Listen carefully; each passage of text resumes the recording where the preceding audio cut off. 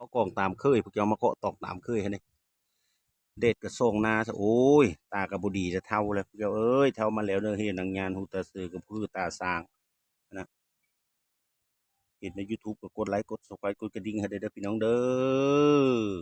เพื่อกำลังใจไม่ยงเด้อหมุนอันเฮ็ดคลิปลื่นเรื่องเฮือก็เฮ็ดละมีได้เงินพอกี้อืม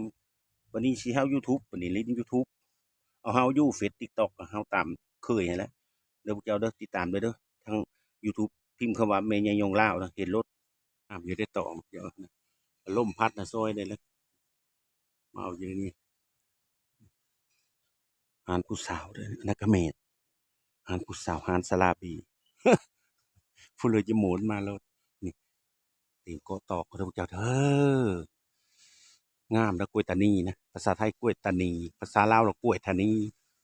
ในนั้นเราจะเบิกว่าลมพัดมันมีมันหาดนั่นแหละเนาะโอ้ยพวกจะสูบนี้แล้วนี่สูบเดียวเนี่ยหลายเติบเลยโอเคมันแดดเนี่ยเกาะนี่แหละเกาะนั่น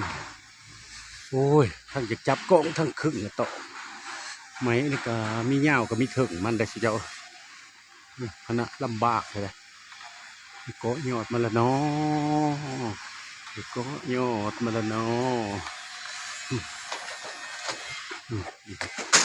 อันวางยำฝนนะค่อยตกห้องน้ำเขาเนี่ยนะห้องน้ำเขาเอาสังกะสีโปกมันผัดงาหกลูกไปนี่โปนอนตึกตีนยื้อมาทางการนะจะเอาเขาไปเกาะ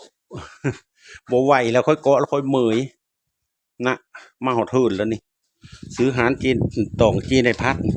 ลักหกเลยหานสลาบีปนะดูสิเป็นละอื่นเสียเอ้ยซาเล้งคันนี้ก็ซาวักคำซาวักคูนเก้มันมาเธอละเจ็ดโซบแปดโซบพวกเขาเอ้ยสมซื้อว่าห้าวโบรถห้าวโบนี่นะเขาโฆษณาว่าฮันตีหูมันโปะโปะโปะห้าวโบนะโอ้ยสมซาลือดีได้เก้มันแต่บ้านพิวเก้มันมาเธอละเจ็ดโซบทางเวบ้านแกหินสูงเข้าไปก็เป็นลักวันนั้นเลยตำซ้ำมันขำจะมันคูนอีลาอีเท่าเอ้ยพาให้กูได้อยู่ได้กินได้เฮิร์นได้ซ่านนะรถคันนี้แหละนี่ห้องแถวนี่ก็เมนเฮิร์นหลังนี้ก็เมนเฮิร์นอยู่เซโน่ดังกระโซนหนึ่งขณะมั่นขณะวันมือซื้อนี่เก้มาอันนะเก้มาอัน